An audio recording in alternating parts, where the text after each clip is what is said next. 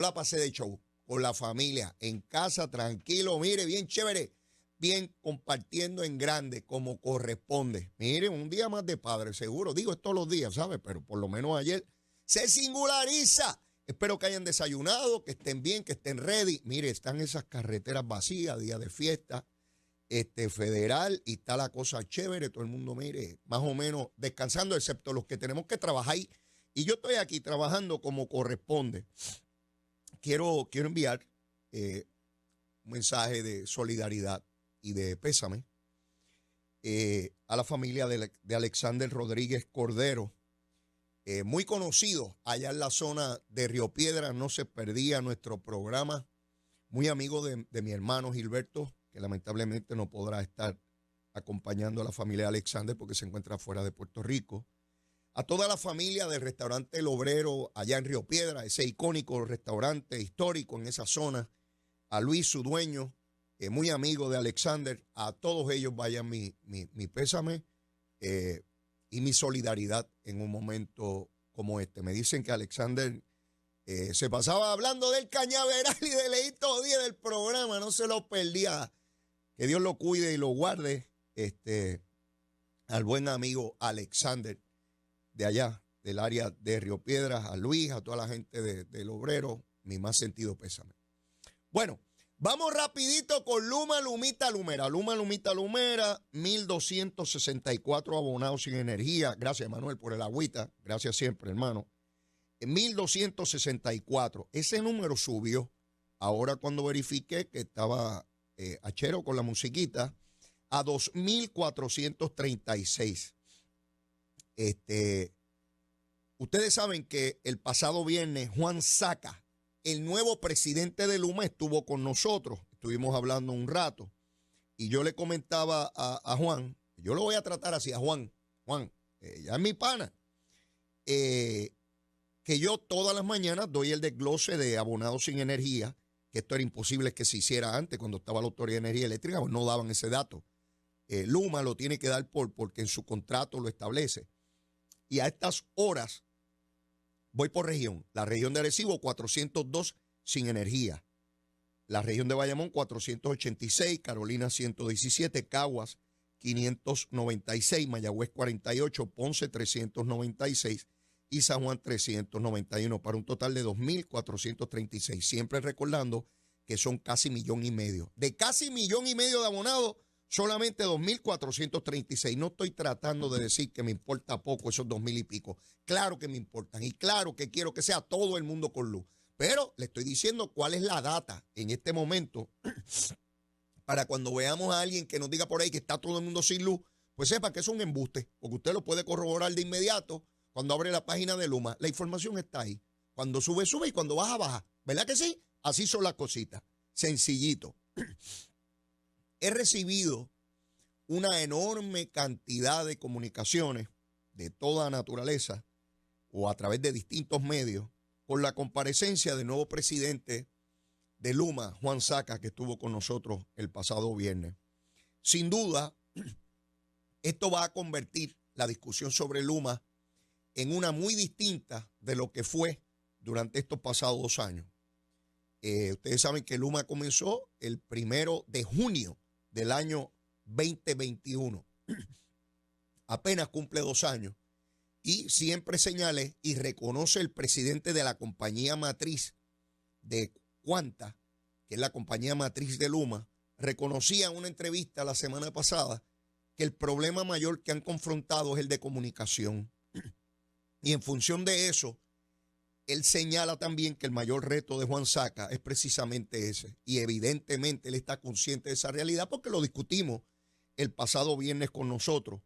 Y ya está tomando medidas importantes en esa compañía para efectos de la comunicación. Y una de ellas, que me parece sumamente importante, la hemos discutido aquí también, es que cuando hay interrupciones del servicio programadas, ¿qué quiere decir eso? Que la compañía sabe cuándo en determinado lugar se va a interrumpir el servicio de energía porque hay una mejora programada. Tienen que hacer trabajos de reparaciones. Y si Luma sabe, por ejemplo, que este miércoles de 8 de la mañana a 7 de la noche va a interrumpir en un barrio, en determinado pueblo, cómo las personas de ese lugar se enteran. En eso está trabajando Juan Saca. Está identificando todos los mecanismos posibles para poder informar. ¿A quién se le tiene que informar? Se le tiene que informar, obviamente, a los abonados, pero no se puede quedar ahí. Las iglesias, las escuelas, las universidades, los hospitales, las organizaciones sin fines de lucro.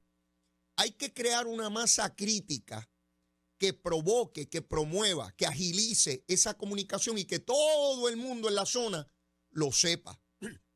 De esa manera se puede identificar cuando el apagón es uno que está programado, que me avisaron. Mira, Leito, en la zona tuya de Caimito, pues este fin de semana, de tal hora a tal hora, va a haber interrupción porque estamos arreglando la subestación que queda allí más abajo del barrio. Pues ahí yo puedo tomar las medidas para evitar tropiezo y puedo comprar hielo. Sé que es de tantas horas, así que no hay necesidad si no abro la nevera. Si tengo la batería, pues la pongo. Si tengo la planta, la pongo.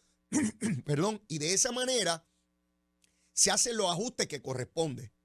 Cuando esa comunicación no está, ¿qué ocurre? Entra Jaramillo y entra Luis Raúl a decir disparate y a decir que está todo el mundo sin energía. Por ejemplo, yo me he topado en distintas instancias con que veo un titular de algún medio de comunicación en Puerto Rico diciendo miles sin luz. Y yo digo, a rayos, pues déjame ver. Y cuando entro a la página de Luma, pues puede haber 15 o 20 mil abonados. ¿Que son muchos? Sí, son muchos. Yo quisiera que no hubiese nada. Pero caramba, son 1,5 millones. Póngame la proporción. No trate de insuflarme miedo, temor, angustia, desesperación.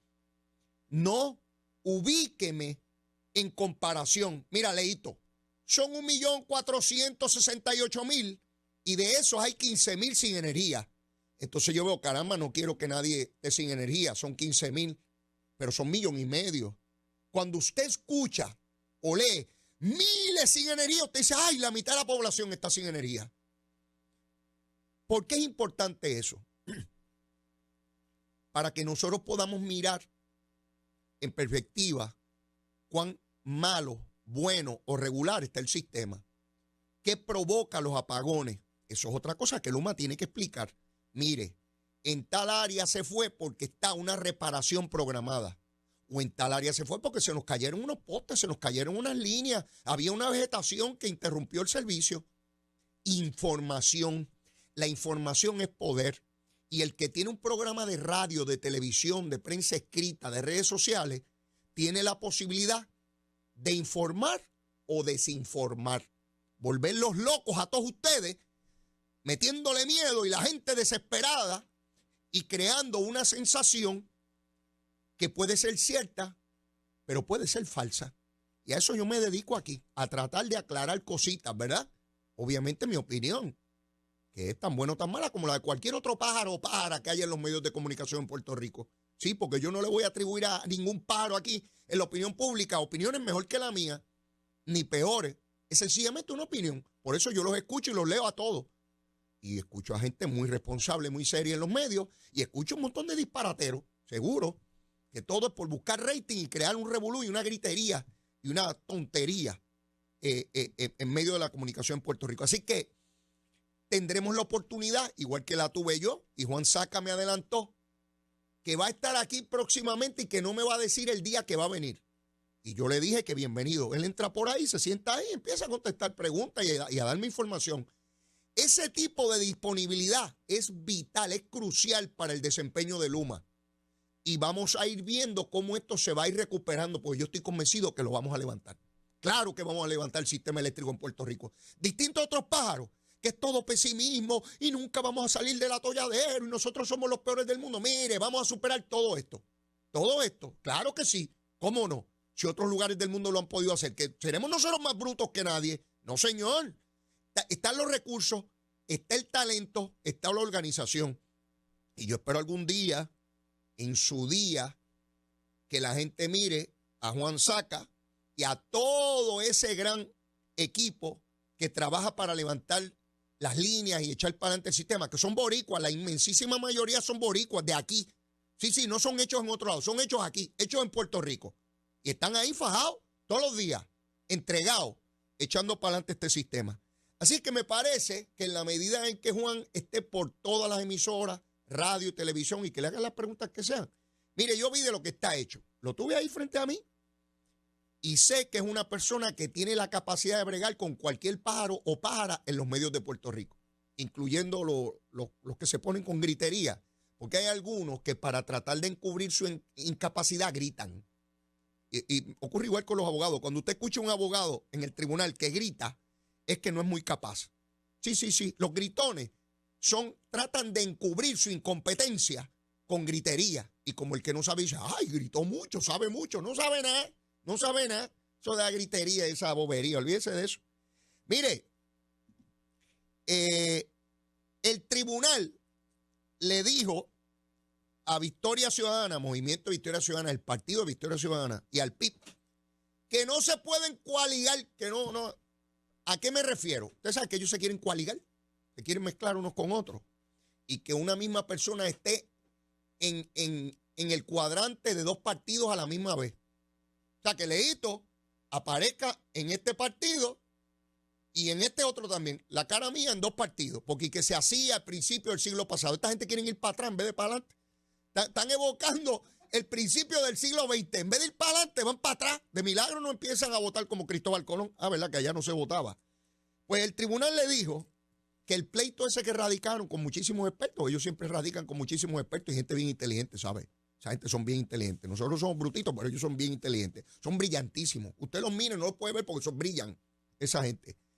Pues fueron al tribunal y el juez les dijo, mire, esto es una responsabilidad y una facultad de la Asamblea Legislativa.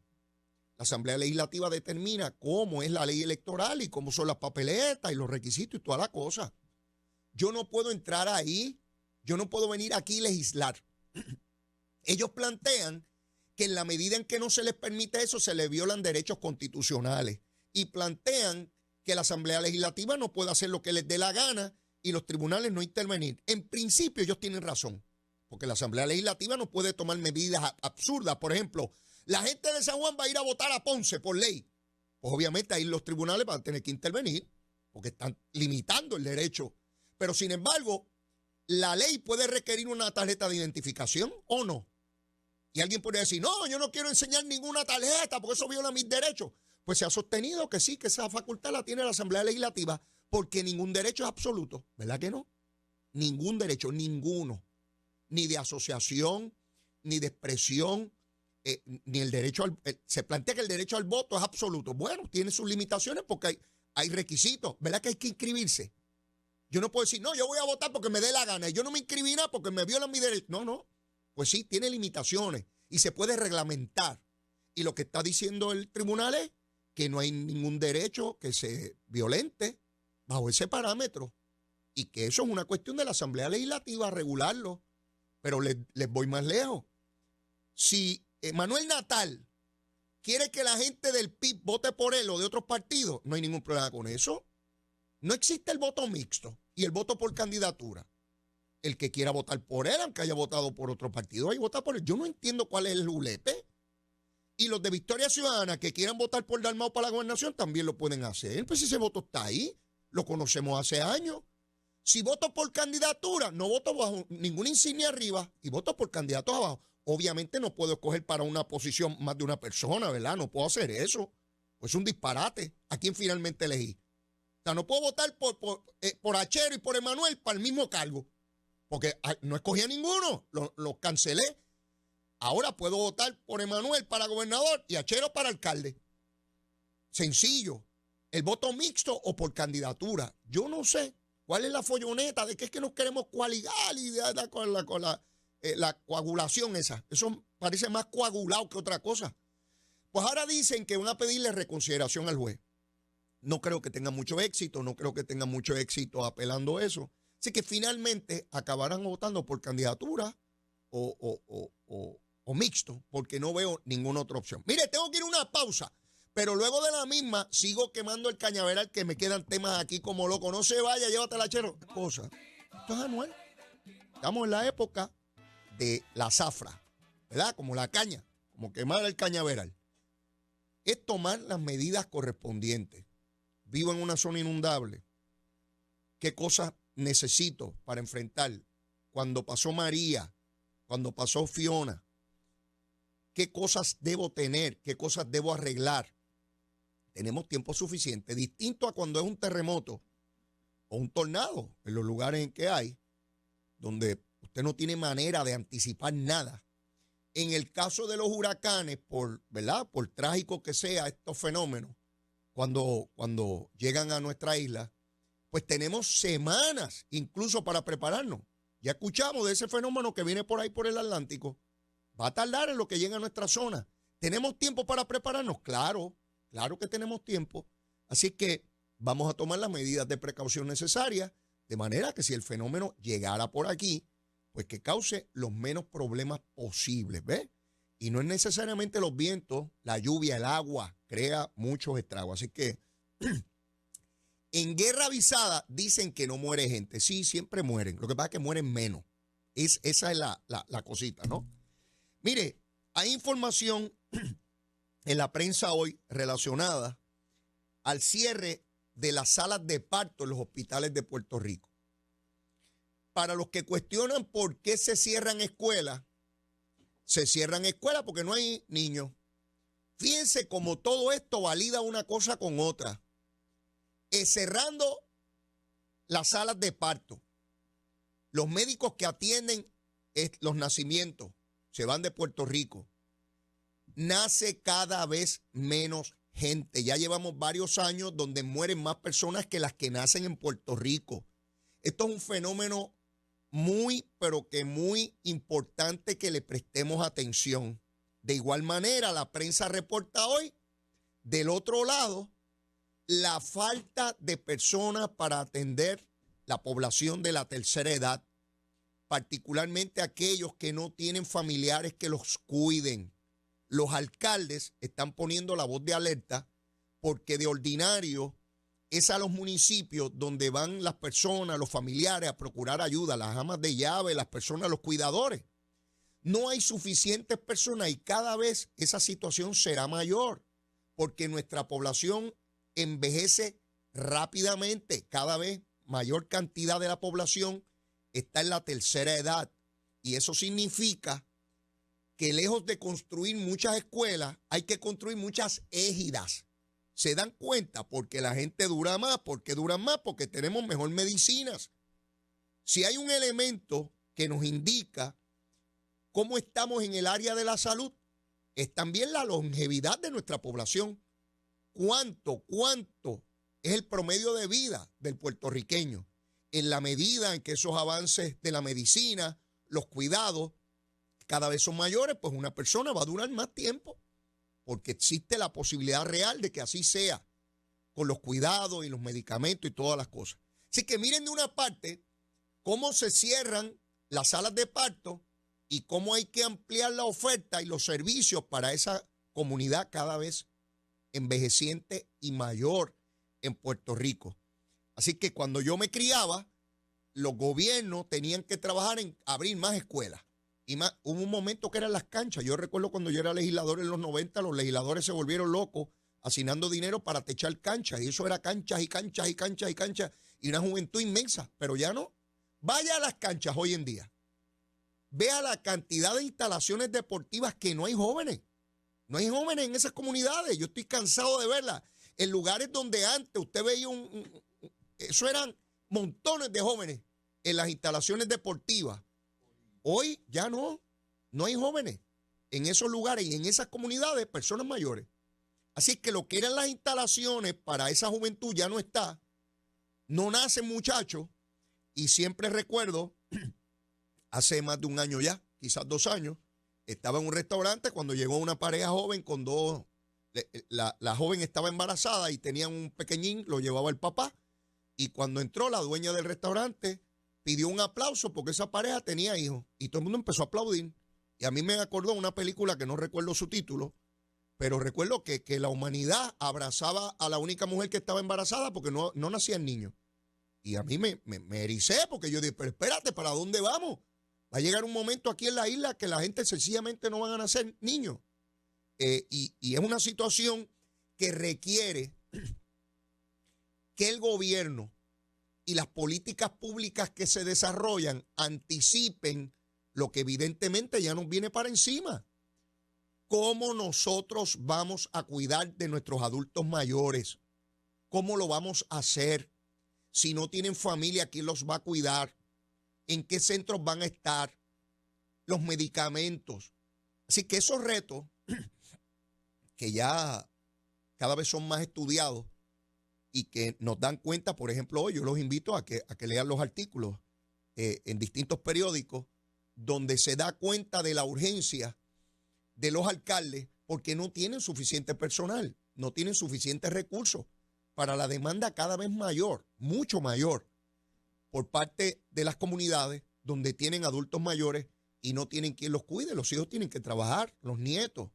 El cuidado de una persona mayor requiere, y conozco, sé de muchos casos, donde ya ese adulto mayor no está en la plena dominio de sus facultades, entonces requiere un cuidado todavía mucho más extremo, porque se puede incluso hacer daño, porque ya no tienen mucho control mental, y eso de verdad que es bien difícil.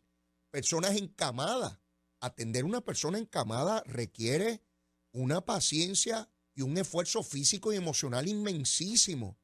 Una persona que hay que hacerle todos los servicios en su cama, el aseo personal, es dramático. Lo que viven muchas, miles de familias puertorriqueñas con sus adultos mayores. Así que tenemos que movernos en esa dirección y hay que procurar los recursos para atender a esa familia. De otra parte, se dice por el Departamento de la Vivienda que van a hacer nuevas estructuras para vivienda en Vieques y han cogido un dinero que no se había utilizado para el pago de arrendamientos en atraso, del canon de arrendamiento. Se devolvió una cantidad de dinero para poder hacer efectivo estas viviendas en Vieques, donde se plantea que hay un problema serio de vivienda. Todo esto, mire, con chavitos, los chavitos de los yanquis, de los americanos, esos pájaros son bien malos, ¿saben? Nos quieren destruir a todos, nos quieren destruir. Esos americanos son malísimos. Y del dinero que ellos mandan, se van a hacer casas para los viequenses, para la isla municipio de Vieques. Hay una gente allí en Vieques que no creen los americanos, ¿sabes? Y americano, lárgate de aquí, que se ni qué, pero yo estoy seguro que cuando lleguen las casitas esas, en Vieques ellos quieren las casitas, ¿verdad? El yanqui que se largue, pero que me envíe los chavos para yo hacer mis casitas en Vieques. Pero no quiero esos yanquis, esos americanos aquí. Y mire, con el machete nos la darán. Míreme el machetito del mochito, la daguita mía, la de leíto, cortita, pero corta. Mire, mi hermano, sí, chavito de los americanos. Todos los días yo aquí enumerando los chavitos que mandan los gringos esos, los yanquis. Y 2 o 3 gatos aquí y gatas. Sí, porque hay que ser inclusivos, que se tienen que largar los yanquis de aquí. Pues ¿saben qué?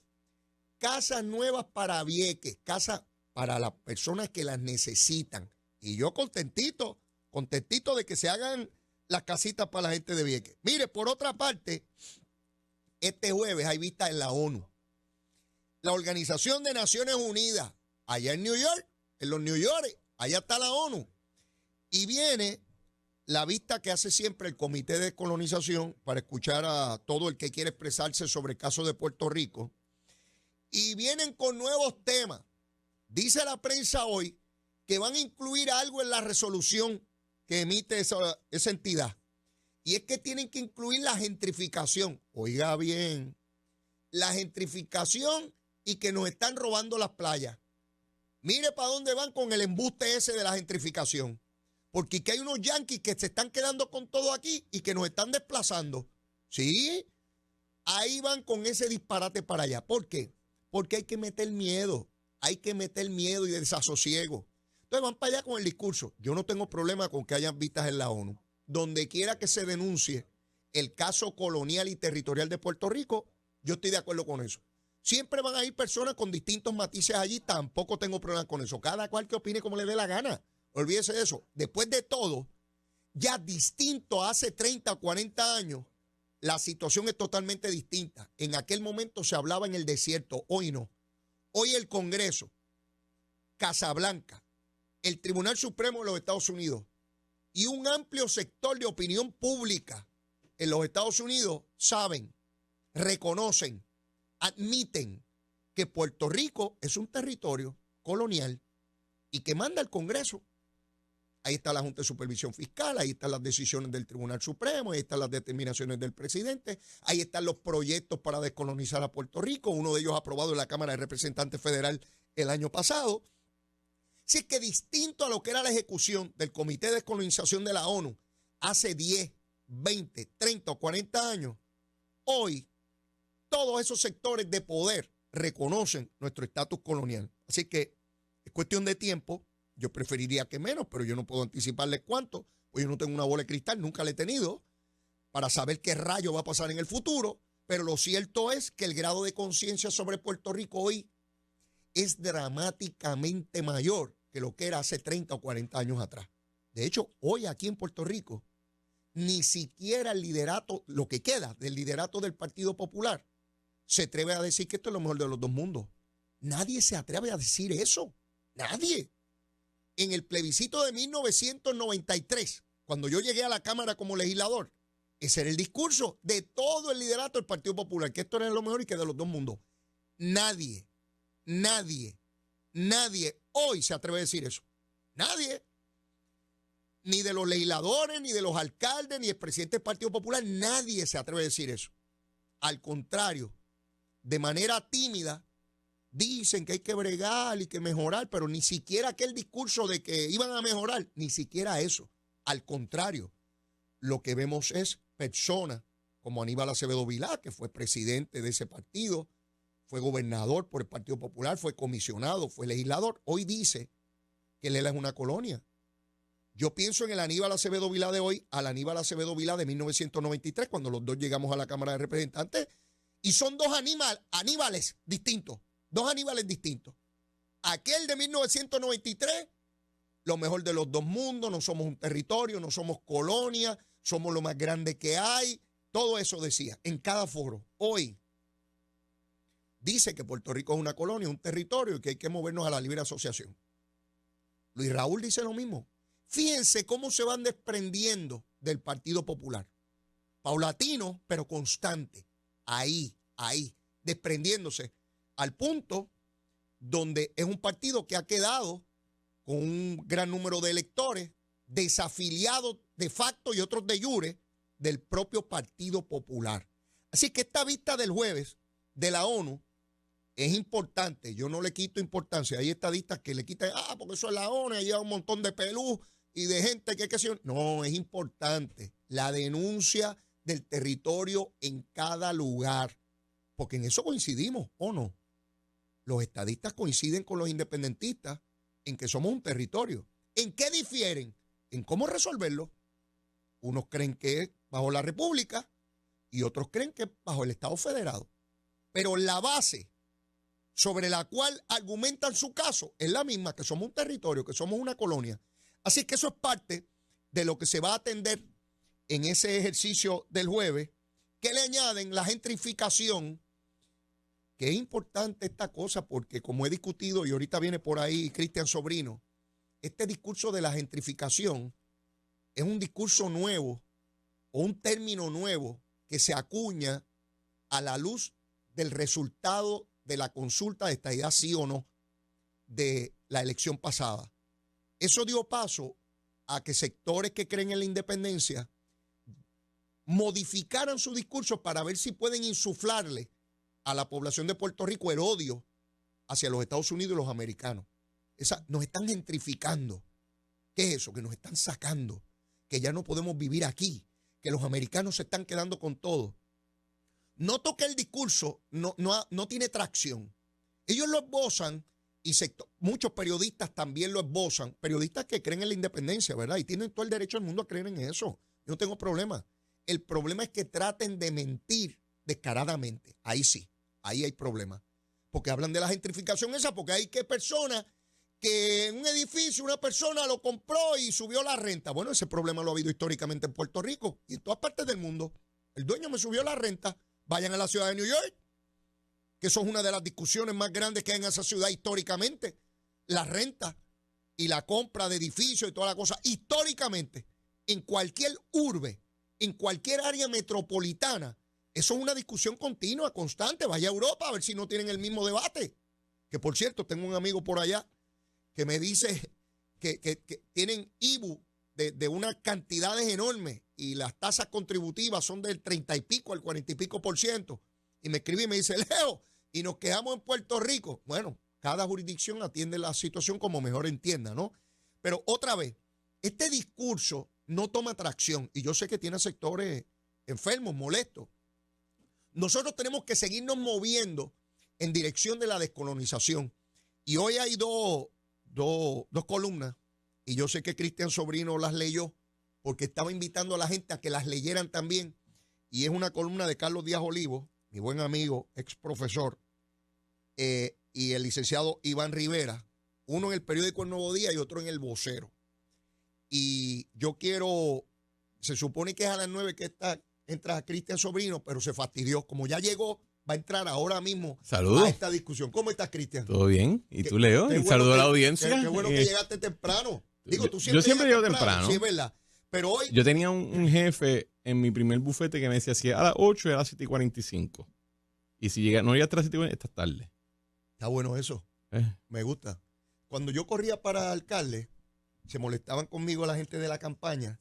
Porque llegaba a tiempo. Porque llegaba antes. Hey. Y me decían, el candidato no puede llegar antes que la gente, Leo. Y yo, pero es que, ¿cómo voy a llegar? Me desesperaba. O sea, si era a las 8 la reunión, yo tenía que estar antes de las 8. Y me decían, no, Leo, llega como a las 8:30. Y yo entendía que eso era faltarle respeto a la gente. Yo también. Porque ¿por qué tienen que esperar por mí? Bueno, la realidad es que yo soy temperamentalmente rebelde, así que eso es un eufemismo. Eso es un eufemismo, una manera bien elegante de describirte. Mi primero, yo creo que mi padre, mi abuelo y mis primeros jefes y algunos profesores pues tuvieron que imponerme un poquito de acero en la espina para no tambalear mucho. ¿De verdad? Hey.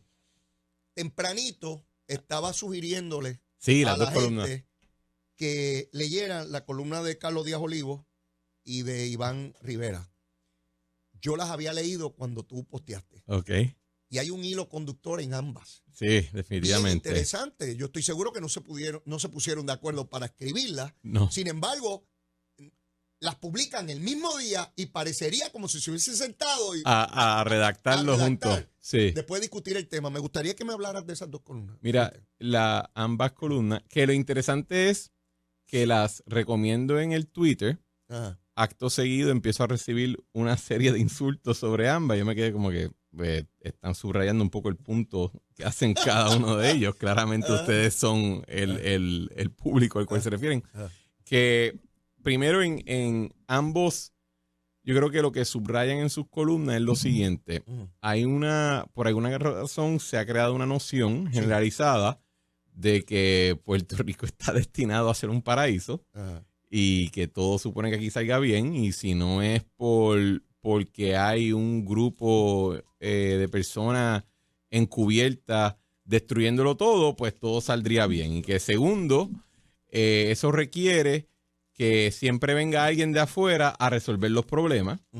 Nunca tomamos responsabilidad propia o agencia propia para la resolución de los problemas. Y tercero, que en lugar de asumir esa responsabilidad o de partir de una premisa de que si no me gusta una situación, pues no solamente tengo que vociferar que no me gusta, debo de una manera u otra elaborar cuál es mi visión de lo correcto, o cuál es mi visión de la solución, o cuál es mi queja particular, no solamente insatisfacción en general. Pues hemos convertido la queja y no la protesta, de hecho, ambos separan lo que es la queja de lo que es la protesta. La protesta de por sí insinúa una propuesta alternativa versus la mera queja, que es tú gritarle a los cuatro vientos que estás insatisfecho con el mundo como hace un niño cuando no le dan su juguete preferido. Y ellos lo que critican es una cultura generalizada de la queja, una actividad de protesta que en realidad no ofrece esa propuesta alternativa y una falta de responsabilidad generalizada, donde la solución tiene que venir de afuera. Incluso, y esto es algo que yo he discutido yo lo ato en las veces que he estado en este programa, en otros programas, yo lo ato con el asunto de la ley promesa, donde hay mucha gente que quiere caracterizar esa ley como un juicio sobre nuestra clase política, cuando la realidad, y esto fue una conversación que yo tuve una vez con un congresista en particular que me dice, que él me dijo, y yo creo que era cierto, Ajá. el juicio de la ley promesa, la imposición de una junta, la imposición de un tribunal de quiebra, etcétera, no era un juicio sobre la clase política, era un juicio sobre el electorado, donde se decía, es que es irrelevante si tú pones las personas correctas en la medida que tú las hagas sujetas a un electorado que siempre va a favorecer la solución fácil ya dada y no asumir esa responsabilidad, pues tenemos que desdemocratizar la gobernanza, que es lo que es la ley promesa. Déjame interrumpirte ahí. En ambos escritos, la pregunta que me hice al concluir fue, ¿esto es una característica nuestra o es una característica humana? Y cualquier otra jurisdicción tiene algo similar. Y al planteamiento del legislador que me acabas de señalar, me pregunto, pues en los Estados Unidos ocurre igual, porque siguen subiendo una deuda y el electorado también quiere que le faciliten cosas. Me pregunto, al ser humano cuando tú lo cuestiones, no importa en qué lugar de este planeta haya nacido y le digas, ¿te doy esto o quieres trabajar por él? ¿Cuánta gente se va a decidir por levantarse temprano a trabajar por él si me están ofreciendo dármelo? Bueno, eso yo creo que es una pregunta sociológica interesante que uno debería ir sociedad por sociedad a analizar. Yo creo que, y esta es mi crítica a lo que decía ese legislador, ¿verdad? Porque yo aunque la puedo tomar en serio, no necesariamente tengo y puedo ponderar sobre ella, no significa que tengo que adoptarla 100%. Por ejemplo, el estado de Illinois es un estado sumamente corrupto. Es un estado que tiene un sinnúmero de gobernadores encarcelados por autoridades federales, un sinnúmero de alcaldes de Chicago, pero cuando tienes prosperidad económica, de momento pues se cubren por encima muchas de estas fallas y muchos de estos problemas de gobernanza. En Puerto Rico ese fue el caso. En Puerto Rico por mucho tiempo hubo, aunque no fue una prosperidad masiva, hubo suficiente actividad económica que le permitía a una mitad de la población ignorar las quejas, los problemas de la otra mitad y les permitía ignorar la mala gobernanza y le permitió a la élite económica y social de Puerto Rico desentenderse los asuntos públicos. Y eso es un fenómeno que si uno lee, por ejemplo, al sociólogo Christopher Lasch, si uno lee a Paul Gottfried, si uno lee a varias personas que llevan haciendo una crítica del liberalismo desde los 80 y los 90, ellos lo que están tocando la campana diciendo lo que nosotros como Estados Unidos hemos estado haciendo en otros países, imponiéndole que si el IMF, imponiéndole el Banco Mundial, imponiéndole todos estos mecanismos para atender la mala gobernanza, eso viene para nosotros. Nosotros estamos en el mismo loop.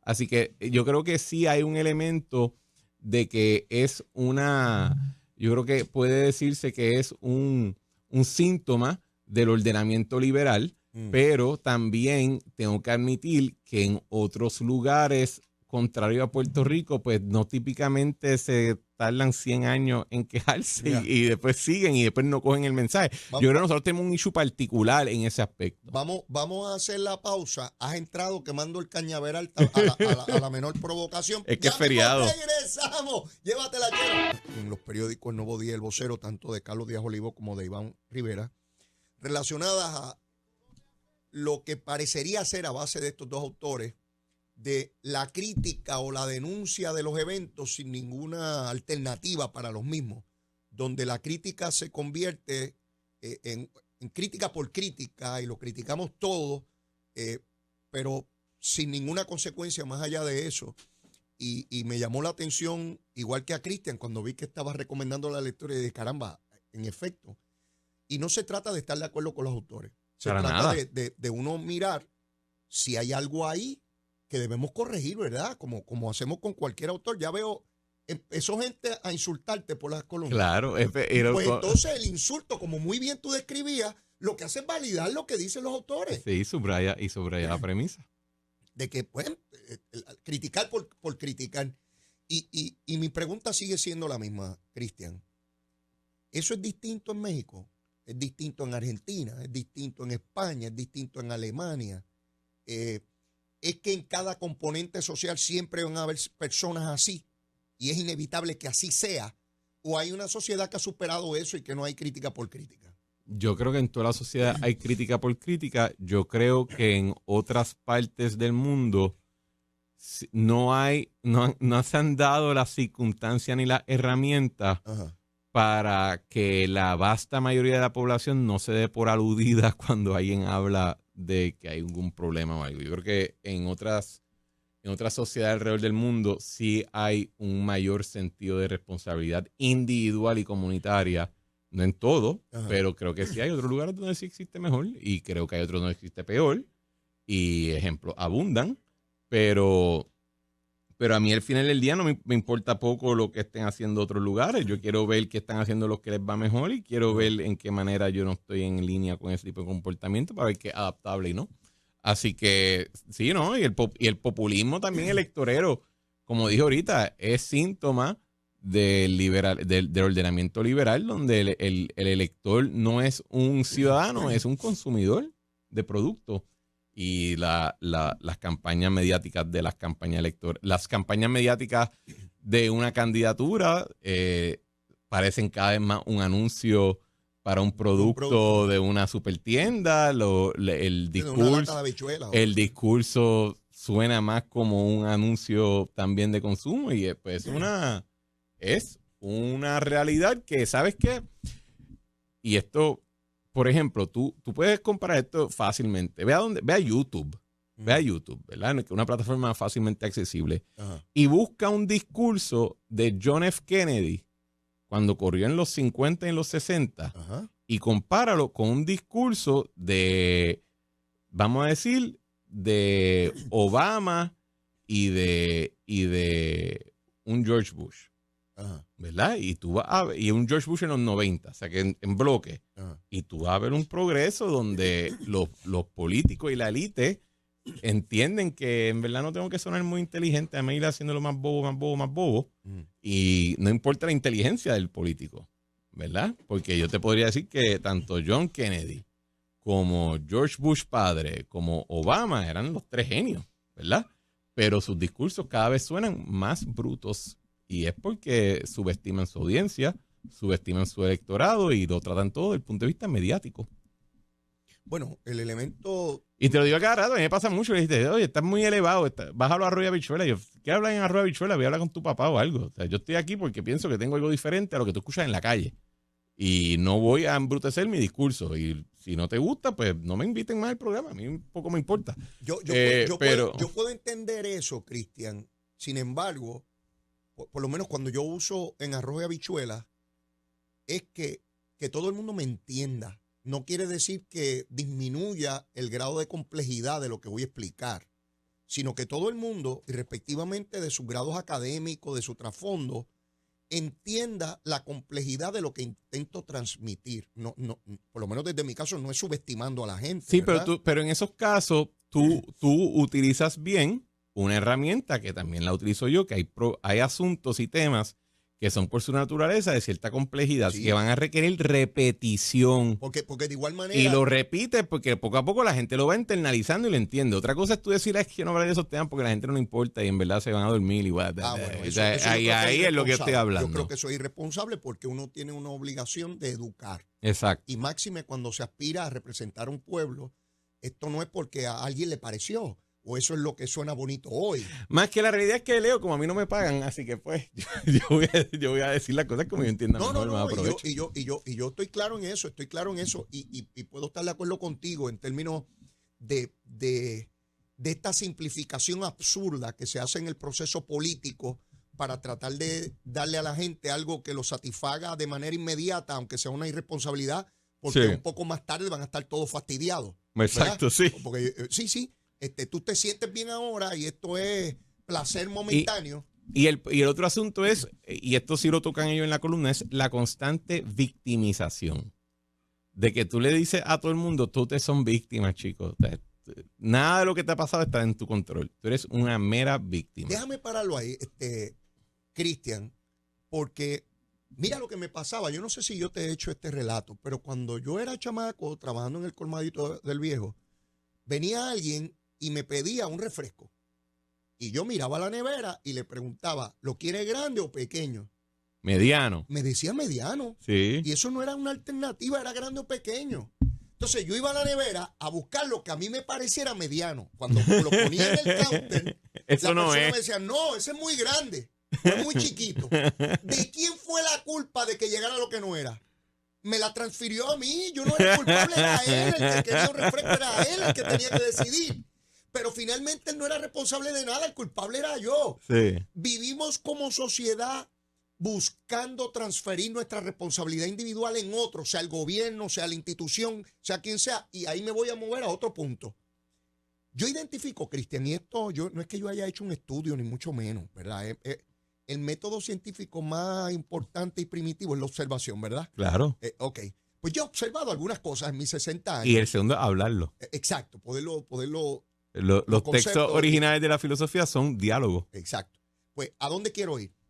Yo identifico que a partir de esa Segunda Guerra Mundial y de todos estos programas federales y ese crecimiento que no se detiene de los gobiernos, ¿no? Como los conocemos hoy, donde el gobierno te resolvía todo a ti todo el tiempo y se metía en tu casa, en todo. Ha llevado a un punto, Cristian, donde yo veo nuestra sociedad, igual que la sociedad de los Estados Unidos y en otras partes del mundo también, donde nos levantamos a ver si el gobierno también se levantó. Ya el gobierno me hizo el desayuno. Ya el gobierno preparó el almuerzo. Ya el gobierno... Oye, Cristian, es una cosa absurda. Y nos paramos en la avenida a ver si el gobierno arregló aquello, si el gobierno esto, el gobierno... Mira, cuando cogen preso a alguien, cuando interviene, la culpa es del gobierno. Yo veo cuando arrestan a alguien, no es hacer responsable al papá y a la mamá si lo crió bien, si le puso valores. El gobierno no corre las escuelas bien. Y yo escucho a la gente diciendo, hemos fallado como sociedad cuando arrestan a alguien. No me echen la culpa a mí de ese arresto. Yo no soy culpable de ese arresto. Me río para no llorar. O sea, oye, y en eso coincido con las columnas estas. Ay, el gobierno es el culpable. Mire, mi hermano, el primero que hay que pedirle responsabilidad a los padres. O sea, que es bien interesante, porque una vez estaba leyendo un libro. De hecho, dos cosas que dijiste. Primero, yo no creo que es necesariamente después de la Segunda Guerra Mundial. Ajá. Creo que es después de la época de los movimientos de derechos civiles y lo que se conoce como el programa de la Gran Sociedad, el Great Society de Johnson. Habrá quien te esté escuchando ahora diciendo, mire, este bandido quiere y no, para nada. Y de hecho, yo quisiera demostrar que hay un Ajá. argumento conservador y derechista fuerte a favor de, por ejemplo, programas de salud universal, Ajá. una red de beneficencia social a través del seguro social. Hay muchos argumentos de derecha y conservadores. Lo que ocurre en el programa de Great Society y a partir del movimiento de derechos civiles es que se crea una noción de que toda insatisfacción Uh-huh.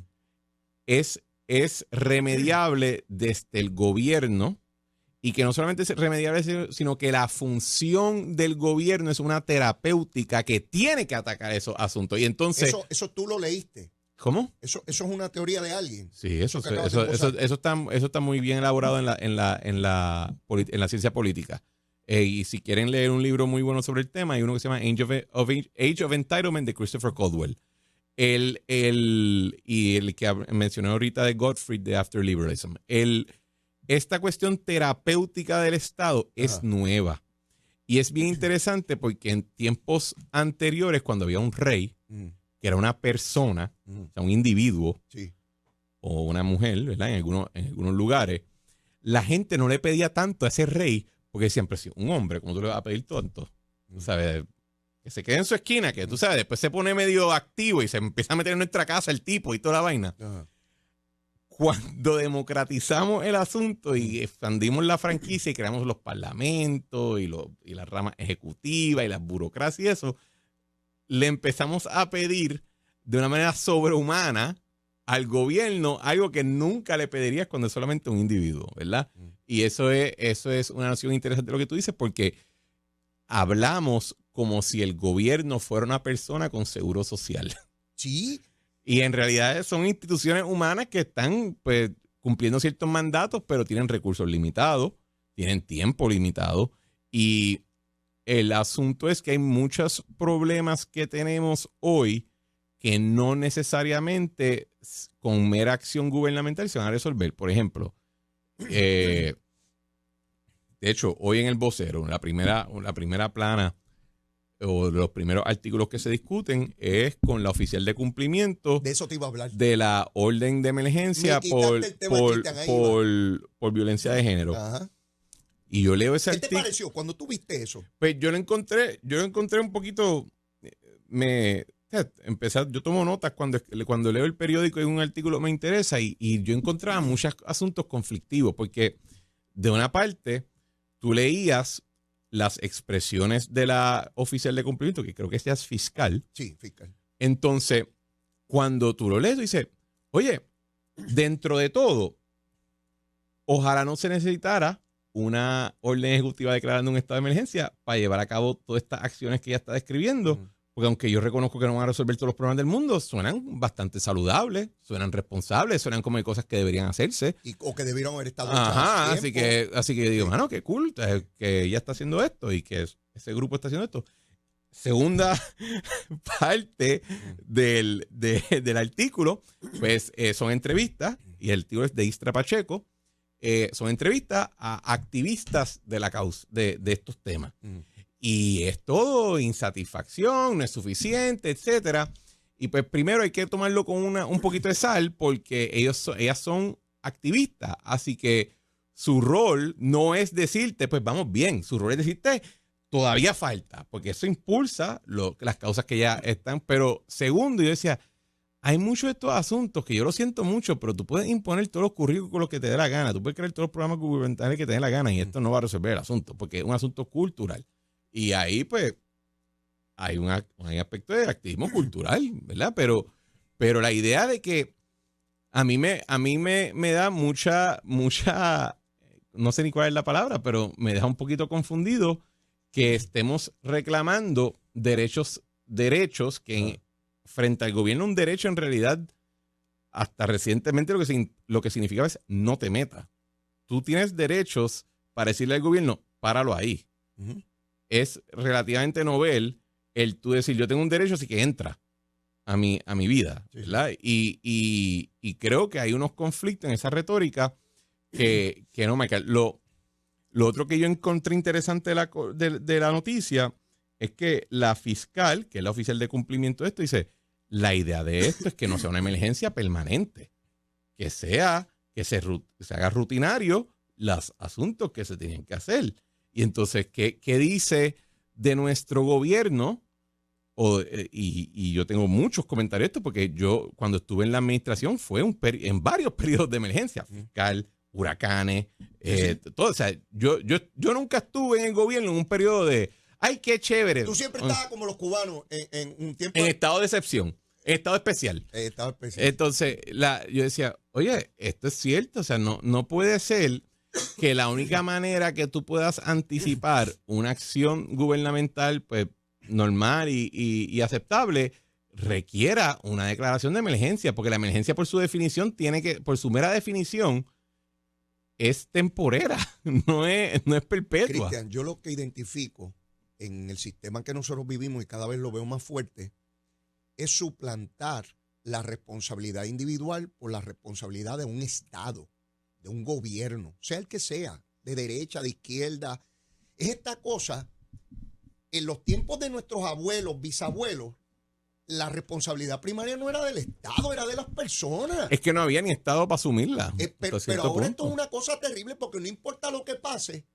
El gobierno. Es de un gobierno, una cosa por allá. O sea, si asaltaron es que no hay policía suficiente porque no hay uno frente a mi casa y tiene que haber uno aquí, ¿verdad? Si chocaron los carros es porque el gobierno no hizo bien la carretera, no estaba bien la luz. No es que el tipo iba borracho de exceso de velocidad. ¿Te acuerdas la controversia de la intersección en Gurabo? La intersección Diamante en Gurabo. La Diamante. Que tú decías, pero me acuerdo ver un programa por la noche, uno de los más ratings que tiene.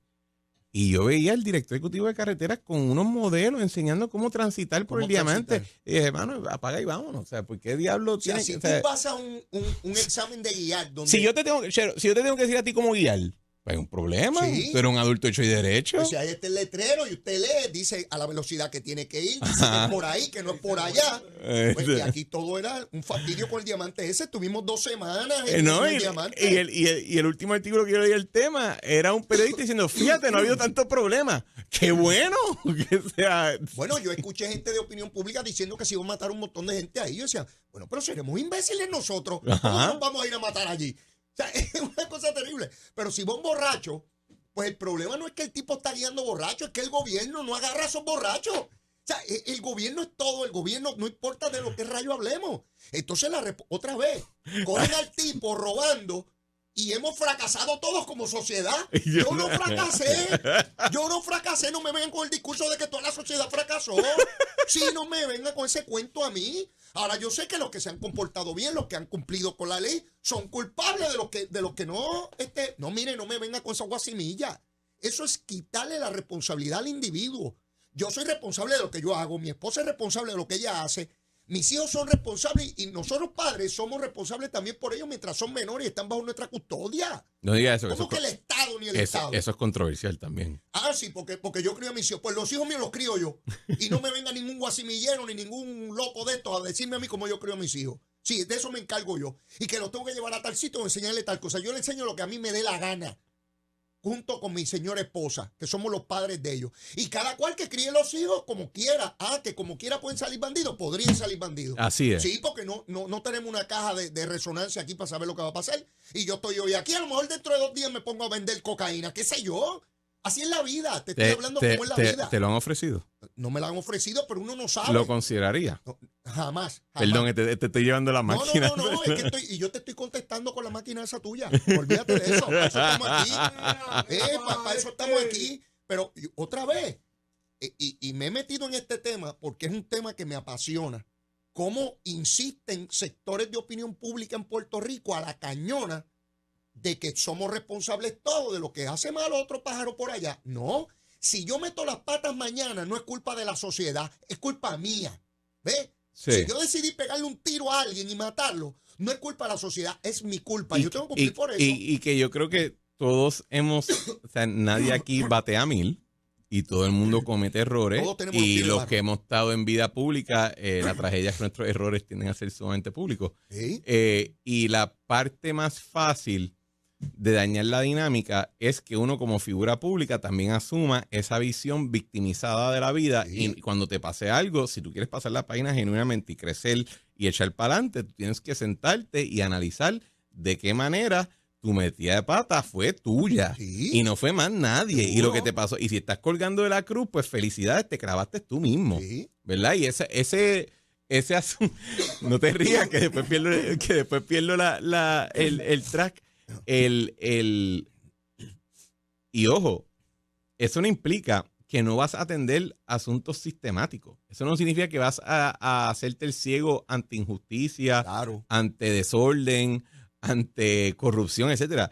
Lo que eso implica es que tu punto de partida eres tú, no es el otro, y no son fantasmas de opresión sistemática, etcétera. Sí, porque, o sea, porque yo creo que la vida es suficientemente complicada de por sí para añadirle personajes novelescos. Sí, sí. Y ahí, pues, y en eso yo estoy contigo, y no solamente eso contigo, creo que ha sido, por ejemplo, en mi caso, lo digo más por experiencia, ha sido clave en yo poder sobreponer los retos y los problemas y las metidas de pata que yo he enfrentado a través de mi vida, y tengo 39 años y que me faltan unas cuantas todavía, ¿verdad? Bueno, en el proceso. Esperemos, porque digo que dura mucho, no que dura mucho la pata. Pero... Exacto, correcto.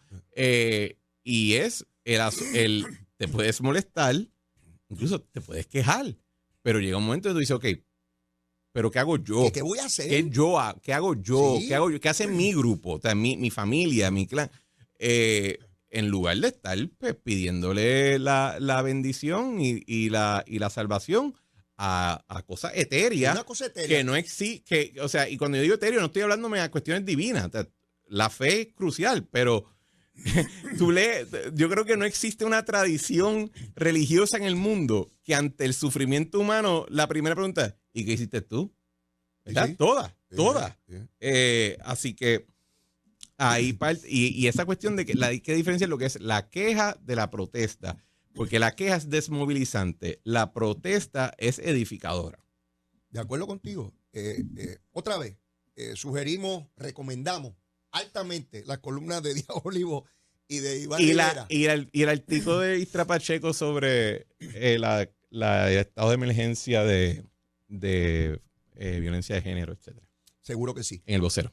El tribunal le dice a Victoria Ciudadana y el PIB que no se pueden coaligar. Ajá.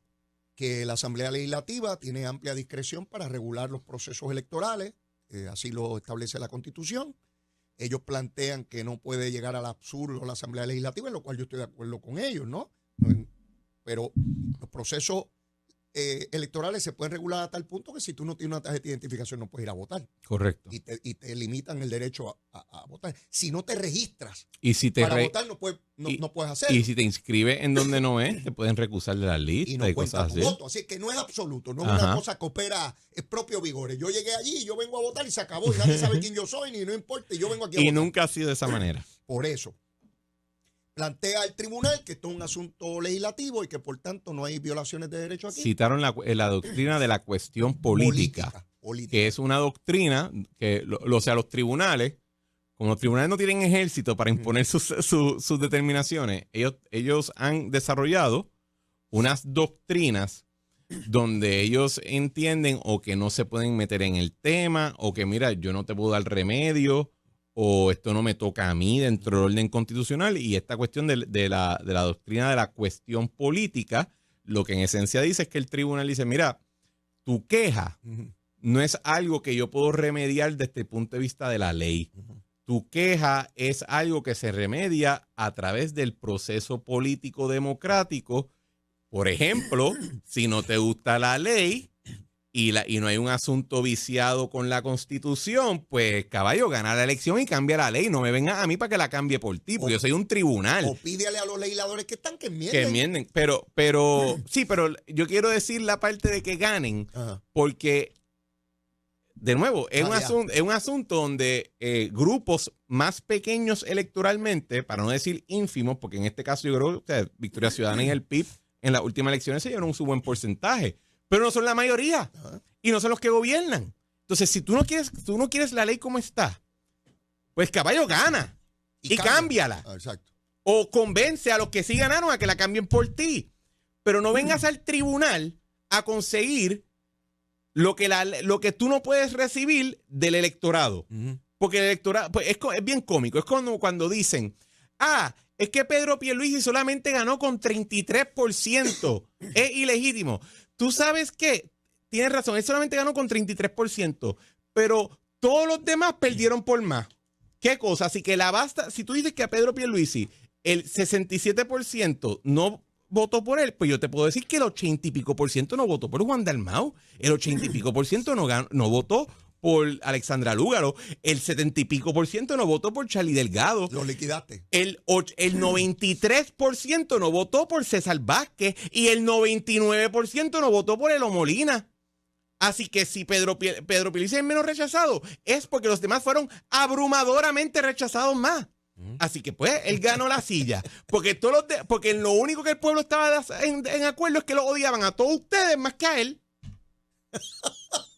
¿Qué cosa? Genial. ¿Qué cosa, verdad? Entonces la legislatura es como el Código Electoral. El Código Electoral es antidemocrático, es opresivo, es la daga a la democracia de Tomás Rivera Chatz. Te dicen así en redes y en discusión en privado. Y tú dices, ¿qué cosa? Y ese maldito morbo diabólico Código Electoral produjo el Senado más plural en términos de partidos en su historia. En su historia. Yo creo que tienes que ir a la época de freaking Muñoz Rivera para encontrar una delegación más plural que la que hay, y yo creo que no llega. Segundo, el Senado con más mujeres en su historia, en su freaking historia. Ni a Hueybaná tenía tanto consejo de mujeres como tenía ahora el Senado de Puerto Rico. La Cámara lo mismo. ¿Cómo algo puede ser simultáneamente democrático y más representativo? Alguien explícame eso. Yo soy una persona sumamente inteligente y culta en estos temas y nadie me ha podido explicar esa vaina y yo no lo entiendo. Coño, así que... Mira, y después de esa pata, vámonos a la pausa y tú vienes con el almuerzo. Llévatela, Chero. Tú van a tener que ir a algún lugar de barbecue. O sea, no... ¿Cómo? Entonces, un lugar de verdad que tengan un barbecue de verdad de carne. Porque voy a recomendar un plato que mi mamá me hacía y ahora hago yo, y que en algunos lugares hacen muy bien, costillas de ternera. Costillas de ternera. Costillas de ternera. Ajá. Riquísimo. Al barbecue. Es riquísimo. Y eso te lo puedes comer quizás con un arrocito blanco. También. Quizás con unos tostones. Sí. Te puedes hacer una papa en el mismo barbecue. Ahí mismito. Una papita asada. Sí. Puedes hacerte unas viandas, unas patatas. También. Las batatas son bien ricas con eso. Porque la ternera es dulce, tiene como que un toque dulcecito, le añadan la batata. Así que busquen su lugar preferido de barbecue. Pero barbecue de verdad, señores. No quiero, tú sabes. Sí, imitaciones. Ajá, aquí. nada de esa vaina. Tú vas a un sitio donde haya carbón y leña. Ok. Y tú buscas que tengan costilla de ternera. Y si no la tienen, va al supermercado, a la carnicería o al matadero, compra las costillas de ternera y se las lleva. Y que te las cocinen ahí mismo al frente tuyo. Oye, pero hoy tú tienes una determinación inusitada. Entonces, si no la tienen, te producimos la costilla. Sí, se la trae y le paga. Entonces, como en algunos restaurantes, te cobran el descorcho del vino. Ajá. Pues le dice, descórchame la costilla de ternera y me la asas ahí. Ahí viene que con qué se baja eso. ¿Ves? No leyó la columna. No leyó la columna. Mira, no le fue suficiente lo que hizo ayer. Con ron caña te la baja, tranquilo. No, él lo baja bien con jugos naturales. Jugos naturales. Exactamente. Seguro. Mira, ron caña como si fuera un cordialito. Tu definición de cordial es diferente a la mía. Achero es un hombre cordial. Cordialito. Mira, Juan Saca, nuevo presidente de Luma. Estuvo en esa silla el viernes conmigo. Oye, lo vi. Estuvo media hora conmigo ahí. Bueno, menos de media hora. Es un tipazo. Quiero que sepan que habían varios, vi cuando lo estaba entrevistando, y habían algunos compañeros de los medios que estaban quejándose de que no consigues entrevista con el señor Saca. ¿Pero cómo va a ser? Ajá, no sé, oye, ¿verdad? Y tanto ahí quejándose, y entonces pues yo cogí el link de tu entrevista y se lo empecé a enviar. Mira, pero está con Leo Díaz. Eso es bullying. Totalmente. Estaba incitando la queja.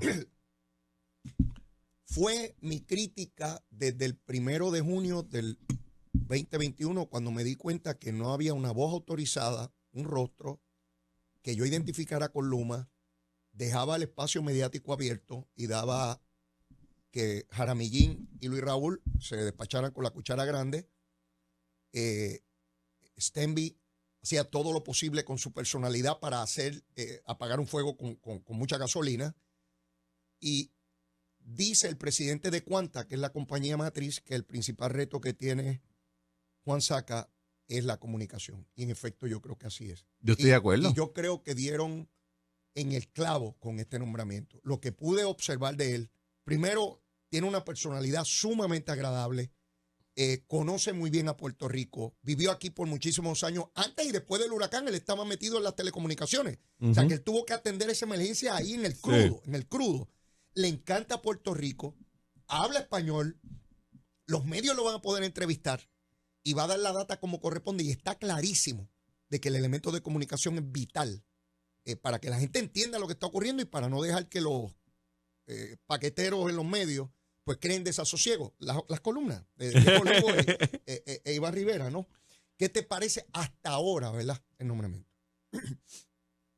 ¿Qué me parece que es el nombramiento? El nombramiento de Saca. ¿Crees que van en la línea correcta con su nombramiento? ¿No tienes elementos para adjudicarlo todavía? Es que yo creo que todo lo que tú dijiste más o menos es la línea que yo diría, en el sentido de que yo creo que yo voy a comentar más en algunas de las críticas de mala fe. Ajá. Porque la realidad es que pues llegó la semana pasada y hasta que no empiece, pues yo no quiero hacer juicio.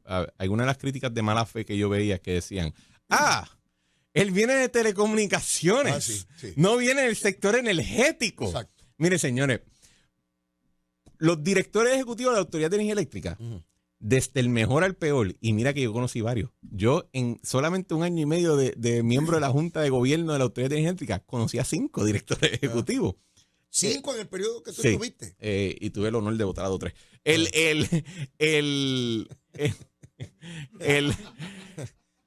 si algo era el resultado por lo cual lo votaban, no era por su falta de conocimiento del sistema eléctrico. Lo conocían de arriba abajo, muchos de ellos. ¿Y por qué salían de la Autoridad de Energía Eléctrica? Porque la institución de la Autoridad de Energía Eléctrica no permitía una sana gobernanza de sus operaciones. Y un director ejecutivo no es el erudito de energía eléctrica. Tiene que conocer algo del tema, obviamente. Pero su rol como principal oficial ejecutivo de la compañía es asegurarse que su equipo trabaje, que su equipo ejecute según los parámetros que él indica y el juicio y el consejo que él recibe de toda la compañía. Él no se va a montar en un poste. Él no se va a colgar de un helicóptero a arreglar la línea de transmisión. Hay gente que va a cursos por meses, sin hablar de años, para poder hacer eso. Él no es el que hace la contabilidad, él supervisa al que en efecto se asegura de que todo eso ocurra.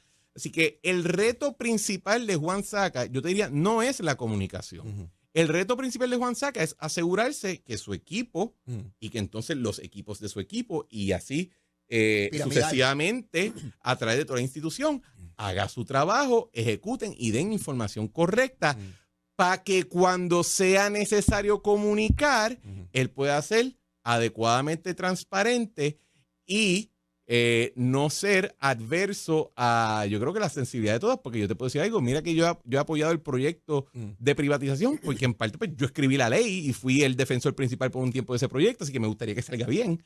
O sea, Wayne Stensby, a veces yo lo veía y decía, pero macho, yo entiendo que estés molesto, pero tienes que martillarle el dedo a todo el mundo en el proceso. Claro. O sea, quitarte a ti el dolor, hacer que otro esté más dolido no significa que tú vas a estar menos dolido del proceso. El reto que él también tiene es que él tiene que entender lo siguiente. Él no está en el Mayflower llegando a la tierra silvestre. Él está en un helicóptero bajando en Vietnam. Porque él va a tener que bregar con sabotistas que existen y están presentes en su compañía. Y eso es Vox Populi. Él va a tener que bregar con un equipo ejecutivo que posiblemente está quizá en algunos sectores desmoralizado. En otros todavía están tratando de organizarse porque esto no ha sido una labor fácil. Y cuarto, tiene que bregar con un sector mediático que ha encontrado que caerle encima a Luma es lo más chévere del mundo, ¿verdad? Y que el nombre Luma hasta cierto punto se ha convertido en parodia. El nombre de marca, ¿verdad? Que es horrible para cualquier compañía. Así que él tiene esos retos. Pero yo te diría que su rol como oficial ejecutivo no es complacernos a nosotros, es ejecutar el servicio para que entonces todos podamos decir, mira, pues sí, para que ese tema de Luma se convierta más en un chiste y no se quede en una queja o en un meme o en un símbolo de agravio. Porque primero es injusto y segundo no es productivo. Así que yo creo que una persona que ha trabajado en un sector tan problemático y controversial como son las telecomunicaciones, pues me permite esperar que tenga las herramientas para llevar a cabo ese esfuerzo. Coincido contigo. Una de las imágenes que yo planteaba la semana pasada cuando vi esa crítica es, bueno, el que dirige un hospital tiene que ser el neurocirujano. No, él tiene neurocirujano que opera allí, pero no hace eso. El gobernador de Puerto Rico es médico y tiene un departamento de salud bajo su mando. El gobernador de Puerto Rico sabe algo de seguridad, policía, no, él tiene una jefatura de la policía. Y me atrevo a decir que muchas veces el descansar en pensar que tecnocráticamente todo se resuelve es una falacia. Por ejemplo, no había un gobernador de Puerto Rico más tecnócrata que Roberto Sánchez Vilella. Así fue. Y, ¿verdad? O sea, un análisis objetivo de su incumbencia que fue un freaking desastre. Así que, de tanto del político y lo administrativo. Así que, no creo yo creo que a veces fallamos en entender cuál es el rol apropiado y genuino de un principal oficial ejecutivo, porque no son estas visiones del gran, el que lo hace todo, el que lo controla todo, porque si fuera así, ¿para qué entonces tiene una compañía si lo va a hacer todo él, ¿verdad? O ella. Es como que medio ridículo. Cuando yo salía de la universidad, pensaba que si tenía muchos títulos universitarios era garantía de éxito. Eso era noción de tu tiempo particular. Con el paso del tiempo me di cuenta que después de leer los resúmenes quiero conocerlo. Tengo que verlo, tengo que hablar con él y darme cuenta si tengo ante mí a una persona que tiene un montón de títulos en la cabeza pero es incapaz de mover a nadie en una dirección, porque no tiene Sí. liderato. No lo puedes poner a dirigir, lo puedes poner a escribir, lo puedes poner a pensar, pero no lo puedes poner a dirigir.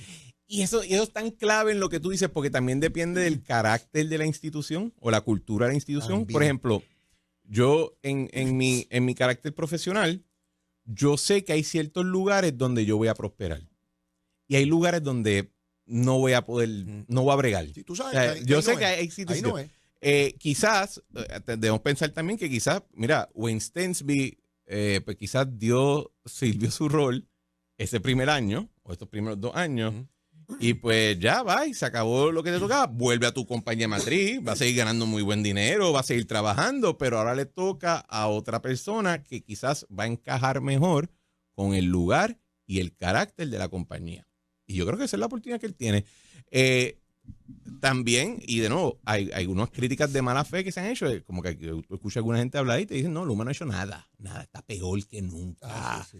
Y pues, guys, lo siento, no es verdad. No es verdad. Han hecho bastante, todavía les falta mucho, tienen áreas de oportunidad, pero decir que el que te diga, y mira que yo le corro como el diablo a la cruz a planteamientos absolutos, el que te diga que no ha mejorado nada y que no se ha hecho nada es o un ignorante rotundo, o es un imbécil, o es un mentiroso. Una de esas tres. 3 posibilidades genuinas. Porque, en efecto, se ha hecho bastante. Y yo creo que son... Y cuando la gente empieza a quejarse, si tú le dices un poquito, tú le confrontas un poquito, al final le dices, ay, chicos, esto es lo que estoy quejándome, déjame quieto. Porque a la gente le gusta eso. Y pues... Bueno, volvemos a las columnas de los columnistas. Claro, los columnistas. La ONU, el jueves. La ONU y el jueves. Van 2 elementos nuevos, leí en el periódico. ¿Cuáles?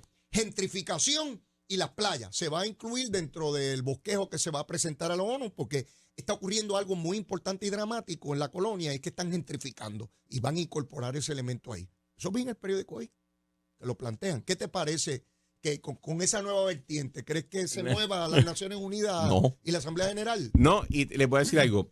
Yo estoy un poquito preocupado con que yo creo que cuando Pedro Rosselló, por ejemplo, que me corrija si estoy mal, es el gobernador y el líder estadista que comienza a aparecer en estos foros. Y le dieron patas como loco, porque qué rayo hacía allá con los pelús. Y yo creo que cuando él lo hizo, tenía un efecto de expandir la frontera de batalla. Así fue. Y decir, no, donde tú vayas voy yo. Y donde tú hables me van a escuchar a mí. Solo no vas a estar allí. Exacto. Yo voy y para tú no vas a hablar por todo el mundo. Así es. Porque aquí el que es electo y que tiene la mayoría de su lado soy yo. Yo creo que eso fue un gran esfuerzo y creo que cambió dramáticamente no solamente el carácter del movimiento estadista, sino hasta su verbo, la manera que la gente en general que son estadistas hablan del tema. Yo creo que lo cambió con esas acciones. Pero ahora yo mirando pues que cómo eso impacta el movimiento estadista desde el punto de vista de gente de mi generación, que somos los herederos de su esfuerzo y los tuyos, Leo, tenemos que tener cuidado, los de mi generación, de no convertir este tipo de apariencia en un rito que lo que termina haciendo es glorificando el status quo.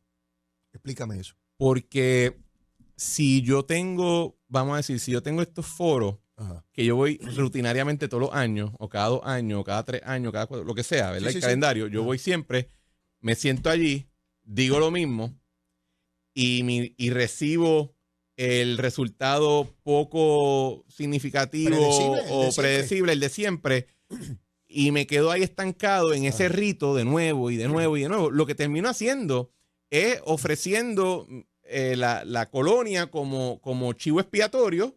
Ellos dicen fochi, pan, y vuelvo y no cambia nada. Y no tome ninguna acción para adelantar esos esfuerzos que gente como tú y como Pedro Rosselló y eso tomaron en esa época.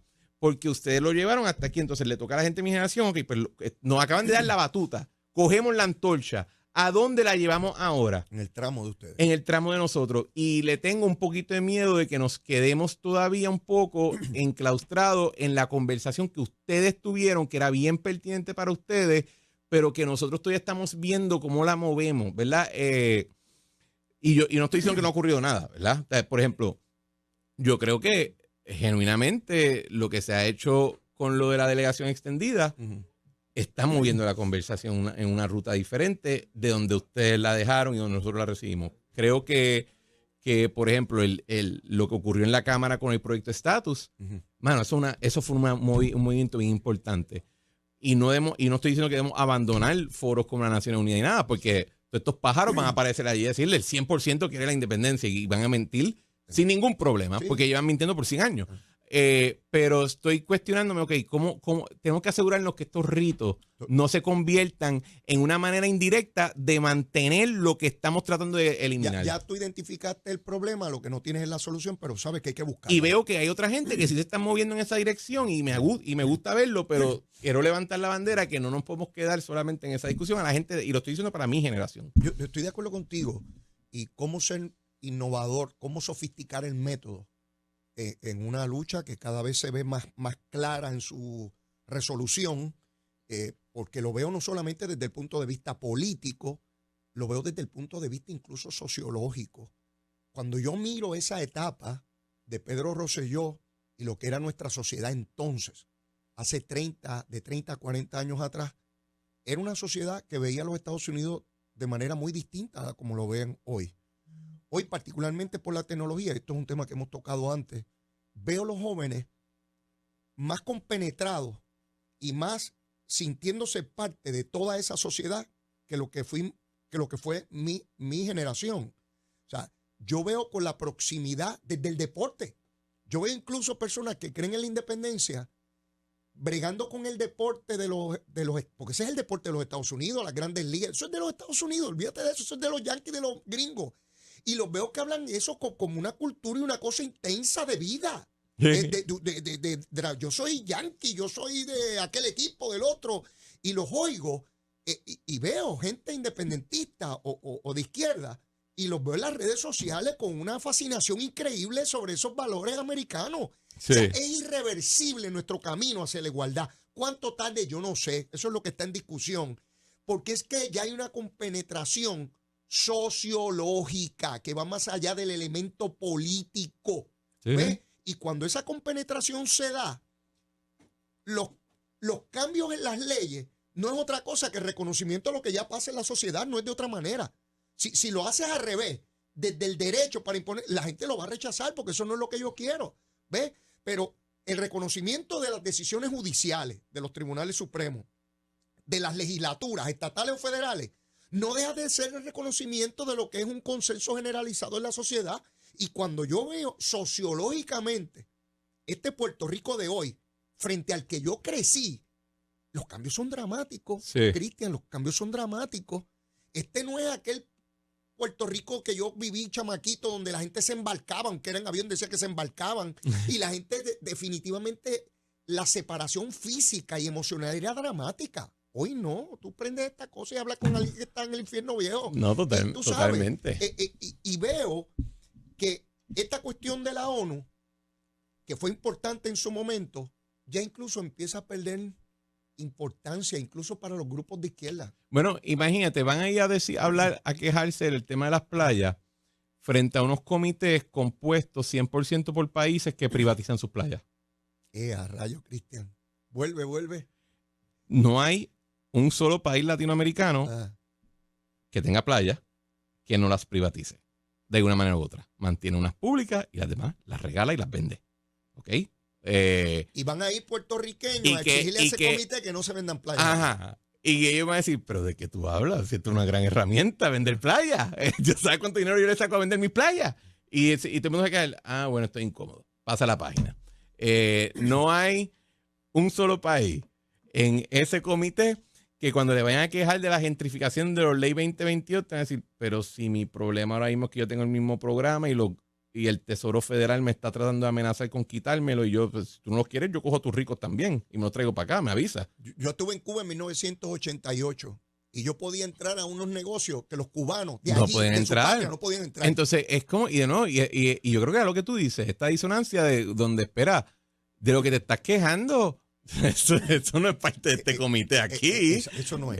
Y pues lo encuentro interesante porque le encuentro yo le encuentro a veces algo cómico a esas incongruencias trágicas de nuestra discusión, de que vamos a ir a quejarnos de la privatización de playas, que no ocurre en Puerto Rico por ley, a países que una de sus herramientas principales de desarrollo económico es el turismo y privatizar playas. ¿Tú te imaginas a alguien que pida deponerse, le acepte? No, yo te digo algo. Tú vas al presidente de la República Dominicana con este discurso y el macho te escupe la cara. Literalmente. Es decir, ¿de qué tú me estás hablando a mí? Montones de playas en la República Dominicana solamente para los turistas. Claro, y para gente privada. Ay, con esto no estamos diciendo que se privatice nada aquí, ¿ah? No, yo estoy en contra de eso porque Puerto Rico es mucho más pequeño que muchos países. Ellos se pueden dar ese lujo. Que alguien, un deponente, haya hecho el estudio de los que van a estar sentados allí, miembros del comité de colonización, y le diga, en su país se privatizó esto y esto, en el suyo, Pero incluso, yo diría lo siguiente, no sean ingenuos, porque de nuevo, estos son, y aquí es que entramos un poquito a la dinámica del realpolitik internacional. Ajá. Donde entre los países lo que es anarquía y ellos están velándose uno al otro y nos están velando a nosotros y te dicen, ay, sí, eso es horrible, ¿cómo tú vas a tener tantos hoteles? Sí. No tengan mucho para que vengan para los pero míos. ¿cómo es que se llama el desarrollador? No me digas. ¿Cuál es su banco? Ay, Dios mío, qué horrible lo que te están haciendo. Y acto seguido llama al tipo, llama al banco y dice, mira, yo te tengo aquí un espacio. Allá no te quieren, pero tranquilo. Y eso de permiso. Tranquilo, acá rápido. Eso de permiso, eso pase con posé. Aquí yo te los doy yo mismo y yo los firmo. Lo hacen. Lo han hecho con nosotros. Así que no seamos tan incrédulos a pensar que cuando están diciendo, ay, eso es horrible lo que te está pasando, lo que no están es pasándote la manita con la derecha mientras que te espetan el cuchillo con la izquierda. O sea, esa es la otra parte donde yo creo que exacto. Aquí con el machete, hermano. Mira, Cristian, esto ha sido tremendo, esta discusión de hoy. Mira, el próximo lunes tú no vienes por acá, ¿verdad? Voy a estar en una actividad en Roma. Y pues ahora... En Roma no la tienda, en Roma, en Italia tú vas a estar. Claro. Okay. Voy a estar de regreso ya a final, o sea, la semana después, que sería el 3 de julio. Pues el 3 de julio estamos aquí. Sí, el 3 de julio vamos a estar aquí. El 3 de julio nos vemos. Ven temprano, como hiciste hoy, y comenzamos a quemar el cañaveral más temprano. Vale. A la gente le encanta, me están escribiendo ahí en cantidad. Nos vemos, Cristian, que la pases bien allá en Roma. Nos vemos, cuídense. Y costillitas de ternera. Y si no las tienen en el sitio, se las lleva. Cristian, que la pases bien en Roma. Gracias.